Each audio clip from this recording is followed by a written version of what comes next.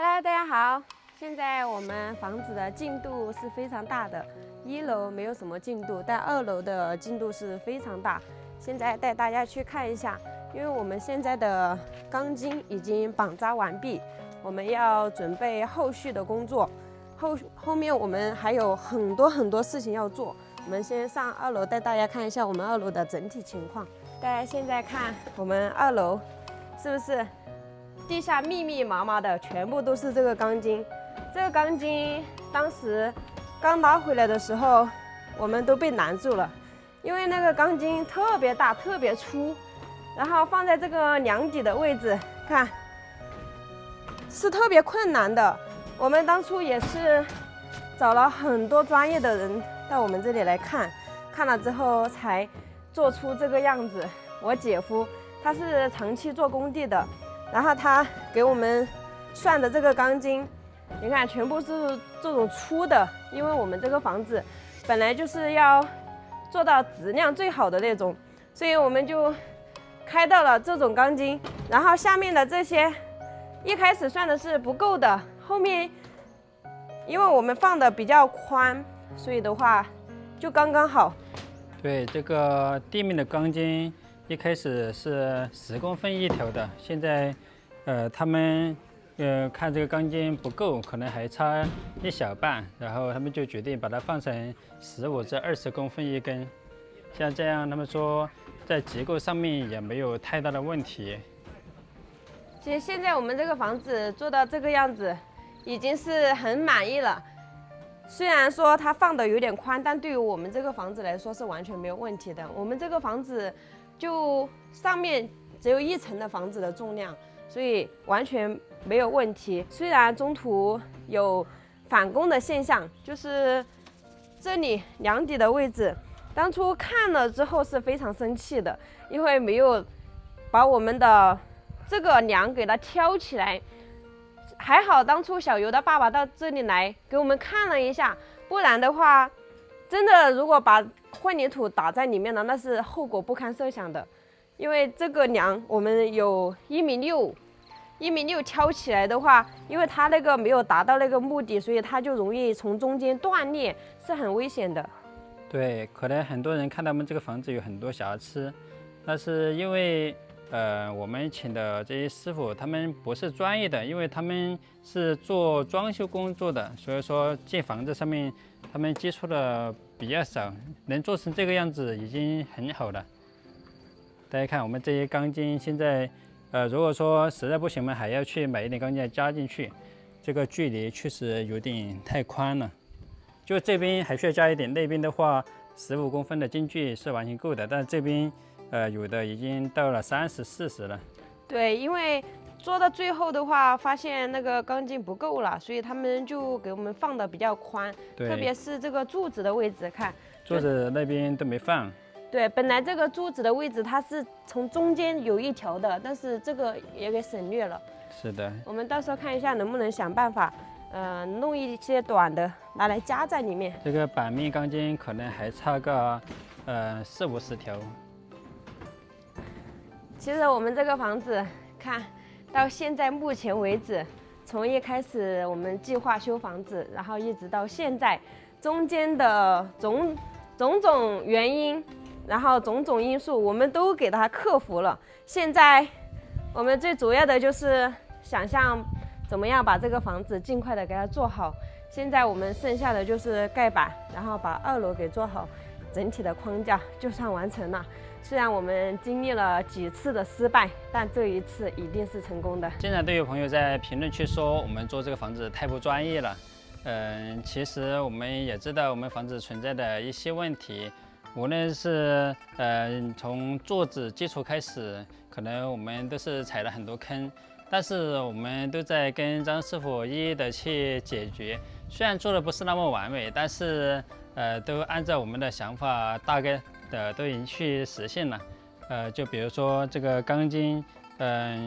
就要么就是开多了，要么就开少，要么就是扎体的时候，那工人给它扎错了。因为我们不懂，张师傅可能也不是那么懂。然后那天扎钢筋的2位阿姨就在那吵起了，一个要这样扎，一个要那样扎。他说他也要按照他的标准，另外一个说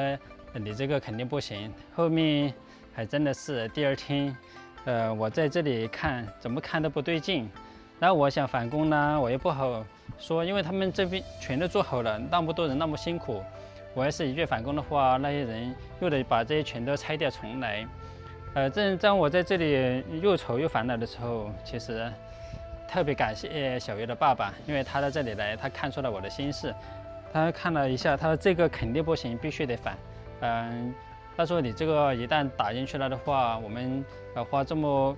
贵的价钱买这个25公里的钢筋，完全就是浪费，当石头打在里面了。那你现在还有机会返。后来我就跟张师傅沟通了一下，他说可以返。然后我们一开始想的方案就是把这些拆掉，拿出来重新绑扎。但是他们说这样太麻烦了，后来又想第2个方案，说把这个冰板给拆开，但是张师傅的这工作量就更大，然后我们就说看看能不能把它提起来，因为那天的人特别的多。后来我们把它整体提起来以后，给它敲出去，这里就完美的解决了。所以说我们做的每一步啊，正当觉得没办法解决的时候，都会遇到一些贵人来帮助我们。你看我们现在这铺板面也是很完美的，虽然达不到那些专业的这种扎钢筋的这种手法，但是对我们来说已经足够用。因为我们就是开的这个钢筋，很多人都说没听说过自己房会做这么大的钢筋。其实我们想的是要做就把它做好。这个一开始我们也是考虑到要不要扎这个双层钢筋啊，但是大家都说没有必要。他说我们这个房子扎双层钢筋完全浪费，只有那些大工地啊或者要求特别高的才会扎双层钢筋。我们都是用了这种螺纹钢，像这种钢筋的话应该是8公里的。我看很多人他是扎那个双层的，虽然单层的也没有问题，虽然双层的更好，但是我们觉得单层的也没有问题。像我们这些下层位，你看都是扎的钢筋，这个每一根钢筋啊，它都是跟这个大钢筋是连在一起的，到时候浇筑的时候，它就是连成一整体，它就不会出现那种断裂的情况。还有就是我们这边到时候也要接过去，所以说我们这个房子后续的工作还特别的多。一开始我们以为的是扎完钢筋后就结束了，但是张师傅说就是给这些南冰板加固啊，还有就是这里要接过去的地方都还需要至少1个星期来完成，因为很多地方都还没有给它完善。我现在又发现一个问题，这里这根钢筋好像也是放错的。没事，反正它在中间，这也承受不了多大的力量。像这里大家一开始也在质疑为什么我们这座子不接上去，那是因为一开始我们没有计划要做这么高，后面张师傅发现如果说不做高一点的话，就躲不了下面的一些座子，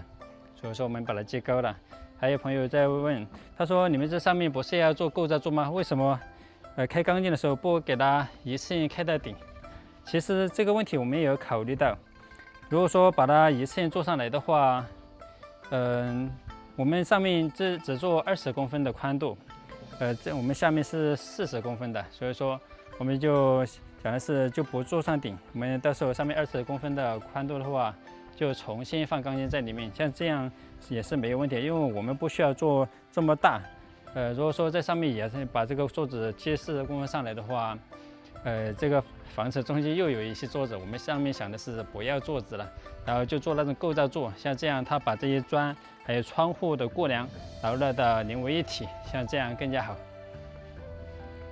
还有就是这个位置，一开始不是多了3米嘛，我们把它锯掉了。为什么要锯掉呢？是因为我们这里不像这样做出去了，我们可能要在这里转个弯，转到那里去。不让它平行拉出去。平行拉出去的话，我们外面的那条小路就会被完全挡住阳光，我们的葡萄啊也会因此影响。所以说，我们决定把这个退让进来，像这样的话，到时候更加的美观实用。我们这个露台悬跳的这个1.6米，加上我们25公里的钢筋是完全没有问题的。看，现在就算不打水泥，我感觉站在上面它都是没有问题的。